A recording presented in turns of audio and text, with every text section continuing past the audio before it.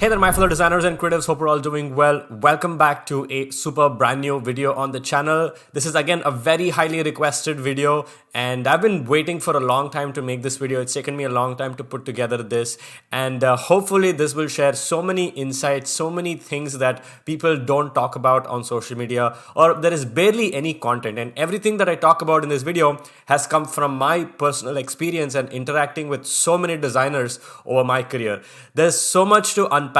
I'm going to go into super details and it's going to be really exciting. So without any further ado, let's get started. So the biggest question is how to identify companies that value design. Now, the first thing is let's go ahead and look at the word value. What does it even mean? What is value? And in essence, I can put it into 4 categories. Now, there's no formula, there's no book about it, or there's nothing on the internet that basically gives us very clear rule about this. This is just me looking at the bigger picture and saying, oh, this company values design. So the first one is obviously the company wants to provide exceptional experience to its users. The second one is that they want to hire people who understand design. This is quite important. Third, they follow a sensible design process, not something that's out of the book, not something that's theoretical, something that makes sense to how the company functions, what is important to them. And lastly, they care about a designer's opinion. Now, I understand that it's hard to sort of figure this out unless you join the company. That makes complete sense. But this slide is not about that. This slide is about just generally at a very high level saying, hey, this is a company that values design. And if you are in a company that values design, then these are the questions that you can sort of ask yourself, right? But I just wanted to set some context.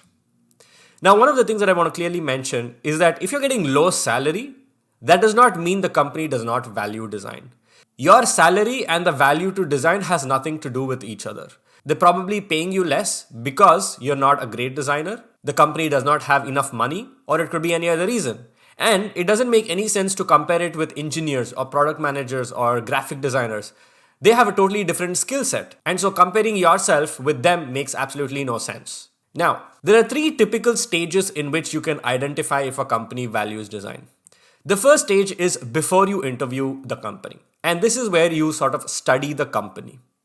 The second stage is during the interview. You go ahead and study the interviewer. There is so much that you can learn from these 2 specific stages, and this is more than enough to tell you if a company values design or not. And the last stage is where it's the post-interview, which is basically when you get a job, and that is where you study the process the company follows. Now, I'm not going to spend too much time on the last step. It's going to be the first 2 steps, which is the major part of the video, and this is pretty much the only thing you need to understand if a company values design or not. So, let's get started. Stage 1, you want to go ahead and study the company. Now, one of the most important things to understand is that design is valued when it helps the company grow, when it helps the company expand, when it helps the company make more money. If design contributes to it, only then it is going to be valued. Why am I saying this? Let's take an example of a bank, a financial institution. We all have a bank account. Now, because you became a customer of that bank, why did you choose the particular bank to become a customer? There are so many banks. Why did you choose a specific bank? You chose a bank based on trust, and you become a customer of that bank based on the trust you have with the bank. You become a customer based on the offerings the bank gives you. Maybe cheap interest rates, maybe a very nice credit card, maybe fancy benefits. I don't know. It could be many things, right? You choose a bank based on these 2 factors. It's never about the mobile app or the website. The design of the mobile app or the website is not a factor for you to become a customer of the bank. Now, I do understand that once you become and you find it really hard to use it, you might want to switch. We're going to come to that in a bit. But when you are deciding to become a customer of the bank, how much influence did the design of the mobile app or the website really have? And this question is not just for yourself. The question is to a large majority of the general population. How do they decide if they want to become a customer of a particular bank? Let's take another example, right? Wi-Fi connection. How did you choose your Wi-Fi service provider? You became a customer again based on the trust you have. You became a customer based on the price. For your requirements, what was the most affordable and the most optimal price that you were willing to pay? You become a customer based on the customer service. This is quite important. And a lot of this usually is through word of mouth. You hear things, you hear a lot of good things and bad things about things on social media from your friends, and that's how you decide. So if I were to put this into 3 simple bullet points: trust, price versus value, and customer service. These are pretty much the 3 reasons why somebody decides to become a customer or use a particular product or service, digital or not. Now, one of the things that I want to really talk about is the digital interaction. And as a customer, there are 3 phases. First is the research phase, where you research about the products, the service, the company. Then you become a user, you decide to give it a shot, you become a user, you're trying out the product, maybe you are already convinced. And then you become an active user. And this is when you now speak good things about the product, you recommend the product, you use the product on a regular basis. And the question to ask yourself is, how significant was your digital interaction in all the 3 phases? During the research phase, during the phase where you're testing out the product, and you're becoming an active user. Now, obviously, becoming an active user is the most important thing. And how significantly are you interacting with the digital interface to use the product or the service? Because higher the digital interaction, higher the need for exceptional design. Not good design, it's exceptional design. And I'm going to give you a few examples of this in a bit. But this is not always the case. Why? Because there are 2 more factors. One is market demand, and the second one is competition. Let's take an example of CricBuzz. Now, CricBuzz is a mobile app. This is your entire interaction. You download the app and use it to try it out. And then if you like it, you will continue using it and you become an active user. So pretty much the major life cycle of a customer is on the app. So the digital interaction is very high. But as you can see over here, the app doesn't look that fancy. It looks all right. And this is something that even, I guess, Figma AI can whip out, right? You don't really need a designer to do this. And probably even a very smart engineer can do this if they were given some sort of a wireframe by the PM. You don't really need a designer to do this. But why does the app look like this, even though the digital interaction is super high? That's because they have very high market demand and they have very low competition. So for an app like this, the market demand exists. Indians are crazy about cricket. We all know that. And there is very low competition for CricBuzz. There are probably 1 or 2 other players who are doing this. So when you have the demand, you don't really have to sell your product. You don't really have to convince people. And when you have low competition, you don't really have to fight with other players. Let's take another example. This is the IRCTC website. We all know this website, especially if you're an Indian. Why do we still use this? It's the same thing. There is high market demand for a platform for you to book your train ticket. And there are barely any competitors. I don't even know if there are any competitors. I don't think there are. You end up booking from the IRCTC website because you don't really have a choice. So technically, you as a user are being taken advantage of and are forced to use a terrible website like this. So even though there is very high digital interaction in your journey as a customer who wants to travel by train, design is not being valued here. Now let's shift gears. Let's talk about other apps. So if you take Swiggy, for example, they have very high market demand for a product like that. Now, essentially, there was no market before. 5 to 10 years ago, there was no market. But today, obviously, the market is there. And Swiggy had to sort of create the market. And they had to normalize all of the things that they do today. And Swiggy, of course, has a ridiculous amount of competition. Swiggy not only has to compete with Zomato for food delivery, it also has to compete with Zepto, Blinkit, Dunzo for other deliveries, grocery deliveries. I don't know what are the other services that they're offering today, but they have to compete with so many things. So when you have very high competition, it becomes very clear that design has to play a very big role in the growth of the company. At the end of the day, the company has to grow. So how much is design influencing? Let's take another example, Trade Republic, where I work. We also have very high market demand and we have very high competition as well. Let me give you an example. Trade Republic allows you to invest in bonds, stocks, ETFs, cryptocurrency. And one of our biggest competitors is Scalable Capital. So if we have to compete with Scalable Capital and the entire experience of a customer using these platforms is digitally, there is no human contact over here. There is no offline experience. The only way to build trust, to gain customers, to grow the company is through the app. And of course, I understand design is not the only factor. Of course, product offerings, customer service, a lot of factors play in as well. But design plays a very big role in this case too. And we also offer banking services, so we have to compete with big players like Revolut and 26Wise, who have been in the industry for a lot longer than we have. And the moment we offer something interesting, they're also going to offer something interesting. So then how do you compete with these other players if everybody sort of provides the same offerings, right? So this is where design gets really valued, especially because the digital interaction is very high. So if I again were to put it in bullet points, building trust, the digital interaction, the market demand, and the market competition. These are the core factors that you need to look at to understand if a company is going to value design or not.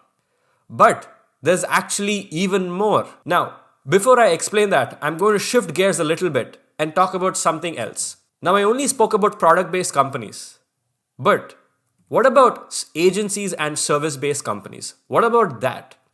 Now, I'm not going to say anything about these companies. Rather, I'm going to show you what people have told me about these companies. So, here's a message. Basically, majority of the companies I had worked with were in rush most of the times to make the client as satisfied as they can. And there is no proper structure at some places of work about how to design at times. The marketer and content strategist act like the design lead, and this causes a problem to the designer. And of course, this is a service-based company. So if you see over here, the focus is on satisfying the client, and it's about the wrong people making design decisions. This is one of the things that I spoke about. How are decisions made in the company? Here's another one. They don't have good senior designers. A senior graphic designer will not give good feedback for product related thing with a very contractual thing. They don't even do usability testing. They do like very bookish things. One survey happened for an app improvement, and trust me, when I saw the questionnaire, I was shocked that it was immature. I totally related it with your survey video, right? And this is again one of the things that I spoke about. They don't hire good talent. What is the sensible design process that you follow? Do you follow something by the book, or do you follow something that makes sense? Here's another one. A design studio I work at are aware of the impact design can bring, but they only end up onboarding clients or companies who think design is only about aesthetics and make the designers work on very unrealistic tight deadlines, which ends up in an average design product. Most of the company we onboard either half develops the product or doesn't develop it at all. The biggest reason is for the failed design and development feasibility. We are aware but helpless due to designing in isolation and lack of interaction with the development team. Also, designers here aren't really aware of scalability while designing any product. Management is not bothered at all to teach this to the designer. Luckily, I came across your channel and learned a lot of things about visual hierarchy, scalability, metrics, which most of the designers in the company are not even aware of. They just want to focus on functionality at the first level so that they can send it to the client and the work doesn't get stopped, and later on they update the UI of it. I don't even know how this would function. How can you do functionality first and then the UI? I don't understand how that even makes sense. And finally, currently I'm working in a design studio. The situation here is especially like in the UI department is like they tend to overlook important things like accessibility, minimalism. UI for them is like UI filled with colors. Somewhere I know it is necessary, but most of the time I'm told there isn't any difference between wireframes or UI. Why will I add colors in the first place if it isn't necessary or if it doesn't make any sense?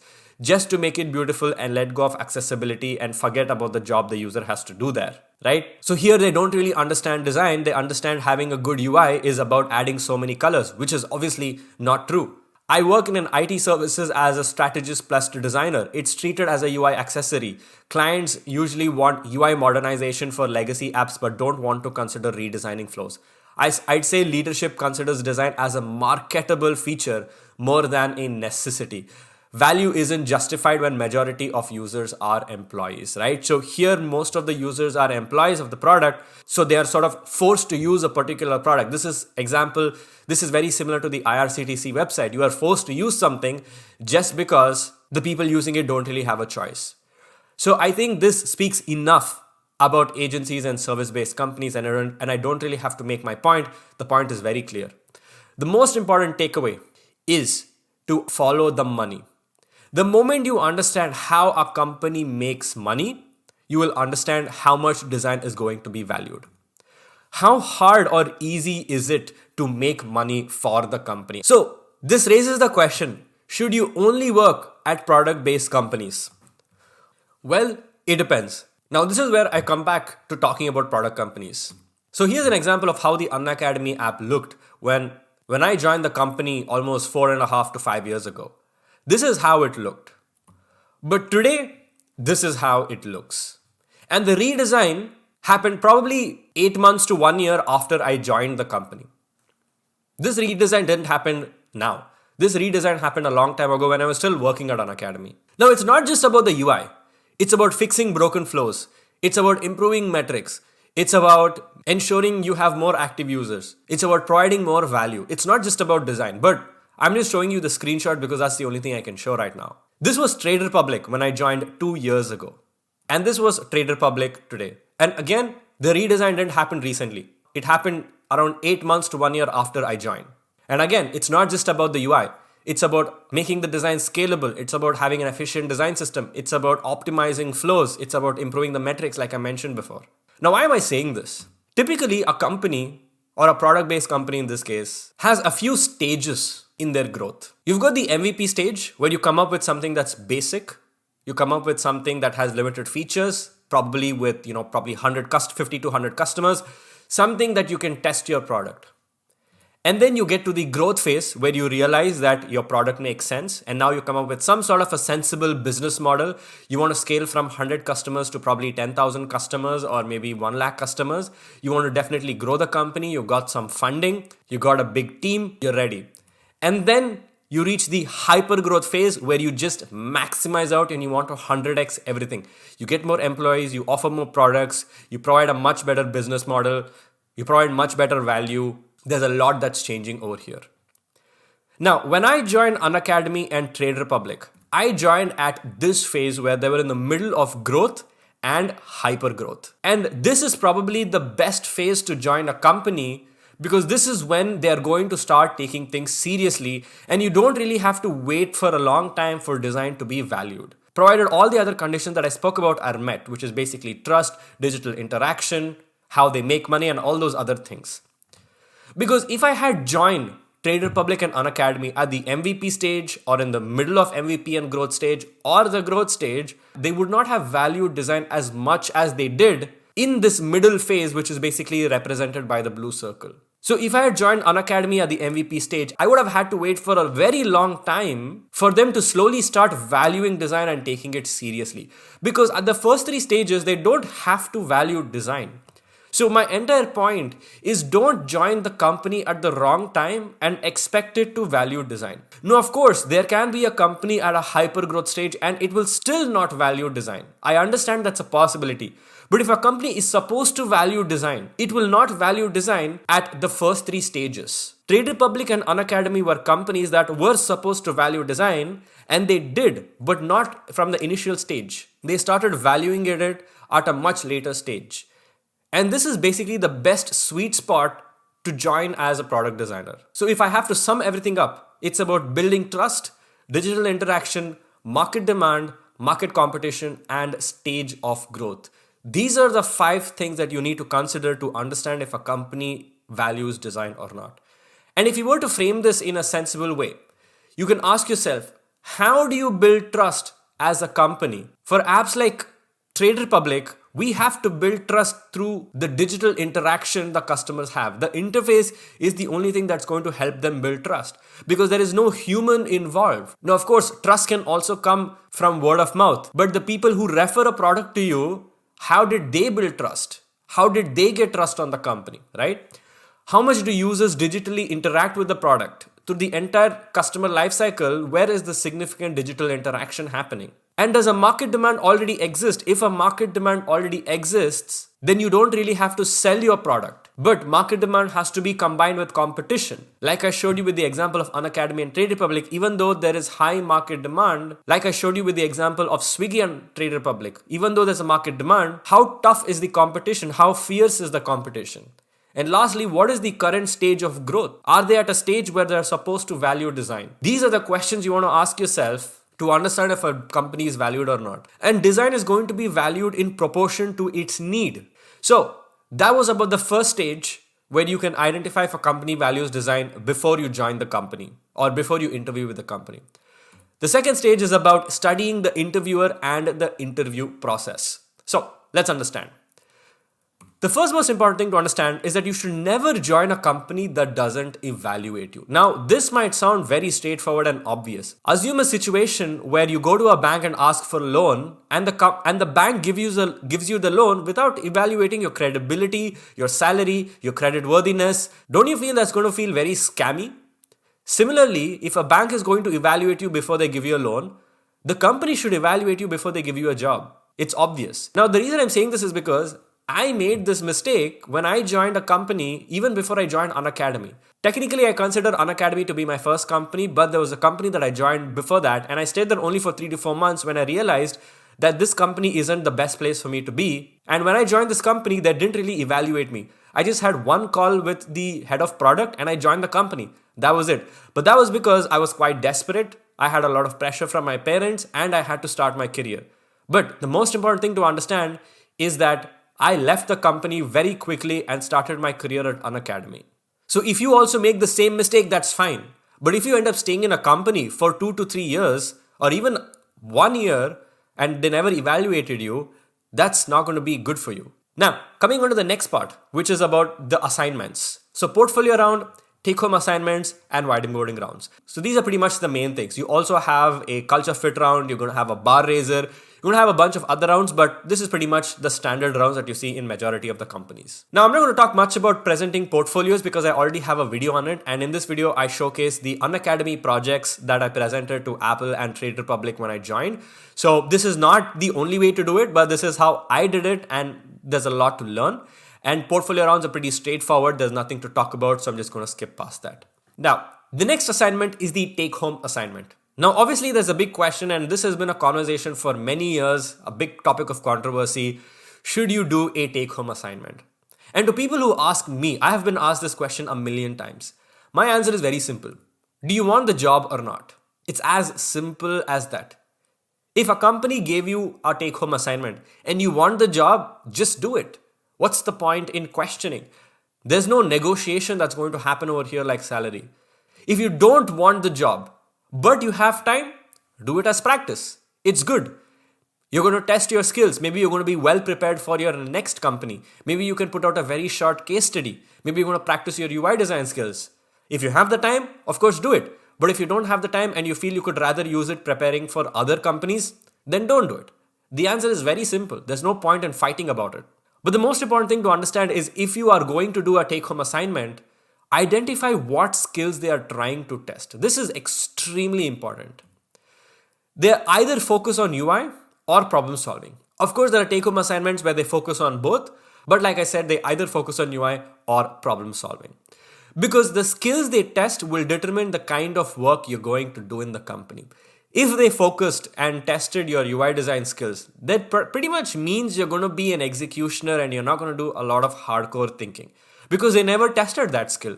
So how are they now suddenly going to give you a job that requires product thinking and problem solving, right? This is one of the most important things to understand. Now, I made a video about the impact of AI on the future of product design very recently, and there I spoke about take-home assignments, where I mentioned that now take-home assignments are not going to focus on UI, they are going to start focusing on product thinking because AI is going to do the UI part of it. Right? So they will never know whether a screen you designed was given by AI or not, or whether you took the help of AI to design a particular screen. So which means now take-home assignments are going to focus a lot more on product thinking and problem solving. But until then, it's important to evaluate the skills they are testing in a take-home assignment. Now, moving on, I also have videos on whiteboarding.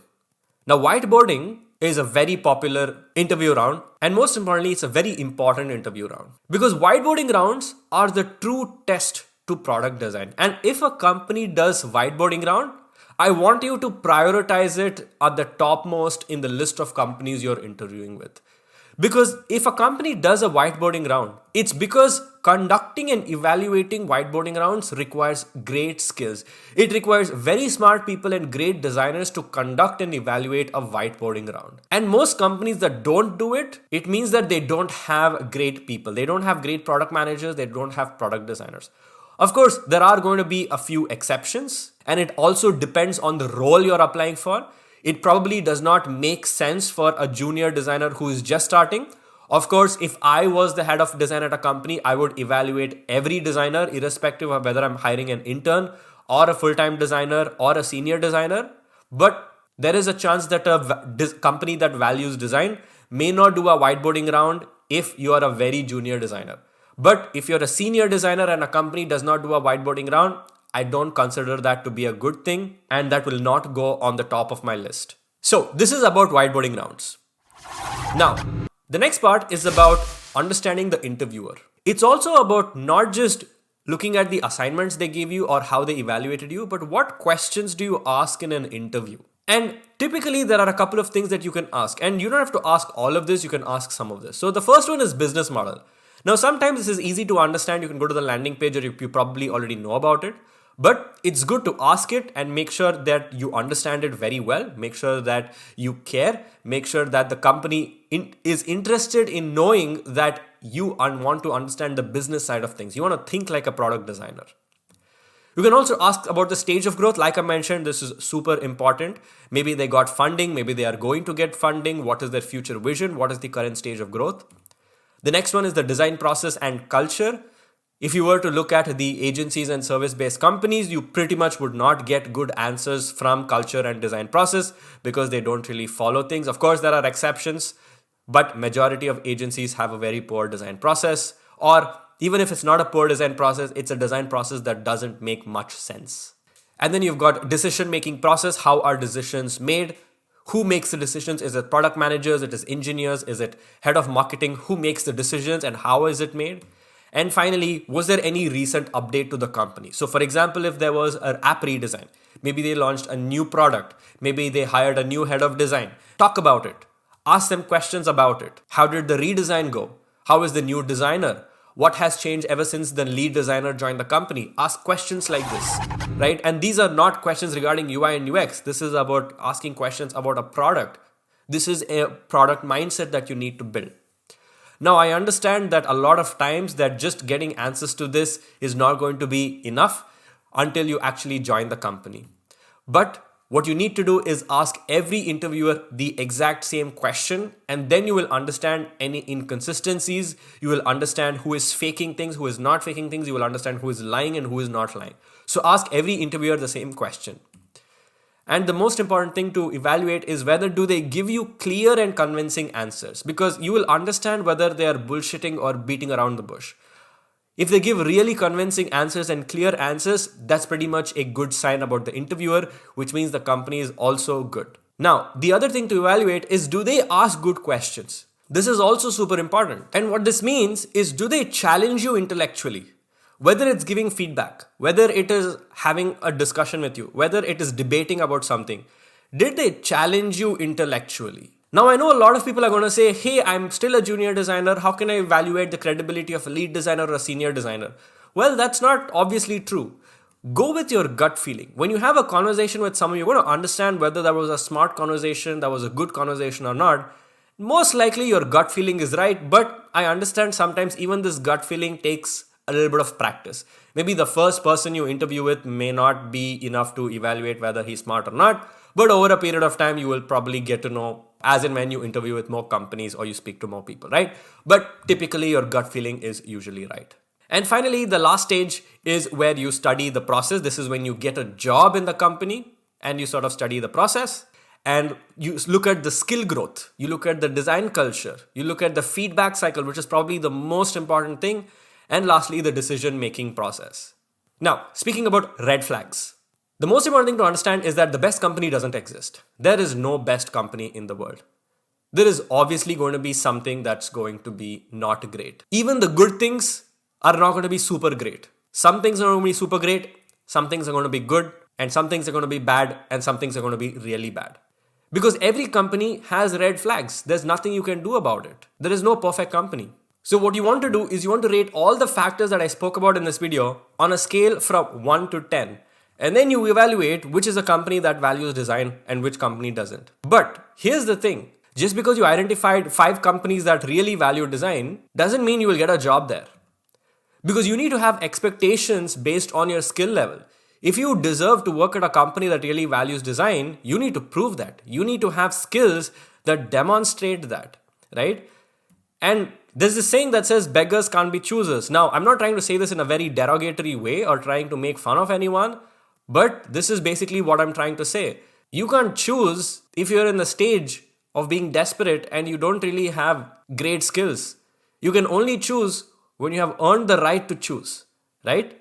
And again, try to understand what I'm trying to say and not take the literal meaning. Because if you have weak skills, there is a very high chance you will get into a company with more red flags, because companies that value design do not really want you because you have weak skills. So why will they hire you, right?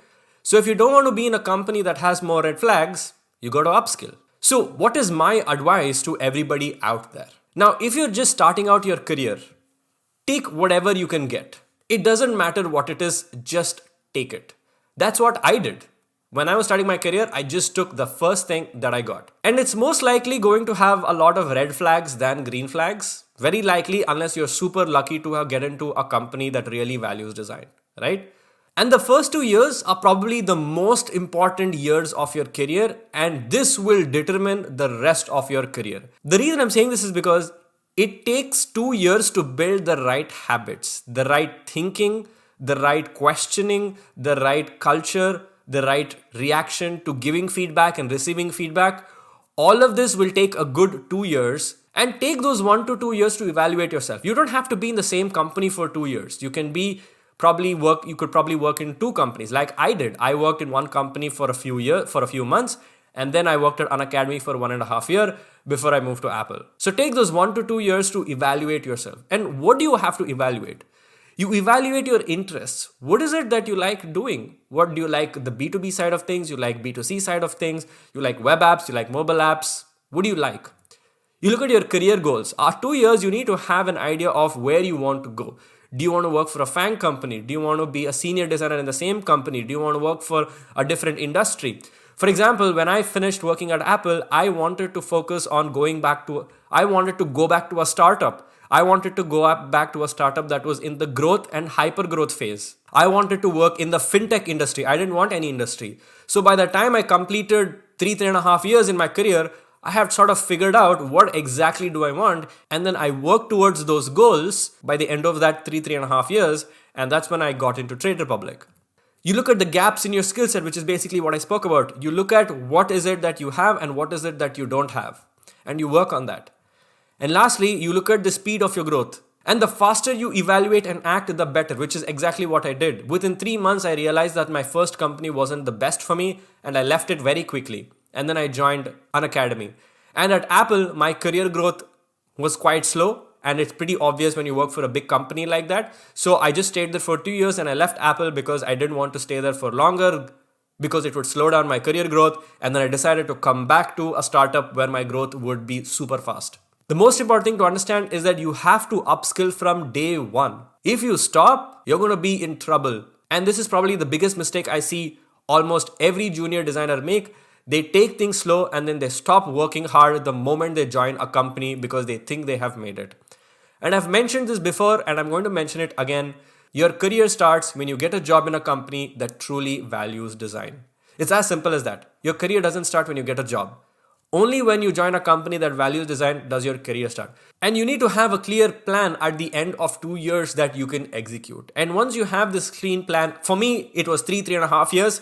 That was fine. Maybe I'm an exception, and maybe you can also take 3 years. That's no rocket science. But by 2 years, you need to have some sort of a clear plan on what you want. And when you have evaluated yourself, you have identified sort of companies that you want, you can then go ahead and look at all the factors that I spoke about, rank companies, apply to them, make sure you upskill appropriately at the right times, and make a successful career for yourself. So that's pretty much it for this video, guys. Thank you guys so much for watching. Hope you guys really enjoyed it. If you did, let me know in the comment sections down below. Make sure to leave a like and subscribe to the channel for more amazing, awesome content. And I'll see you guys in my next video. So then take care and bye-bye.